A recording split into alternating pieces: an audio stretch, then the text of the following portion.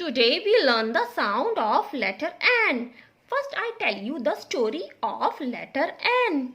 A girl and her grandfather are fishing by a pond.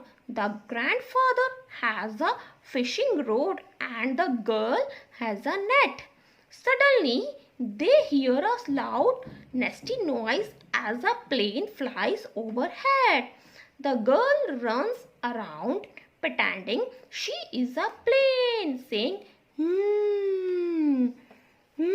What is the action of letters N?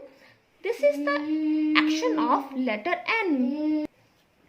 This is mama letter and this is baby letter. But mama letter don't have a sound. Baby letter has a sound. How to write letter N? Standing line and a small circle and a standing line and a monkey tail. What is the sound of letter N? Nest, nib,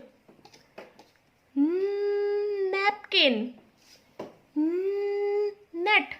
What is the song? First we write how to write letter N.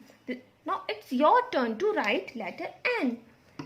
Small standing line, small round and a standing line and a monkey tail.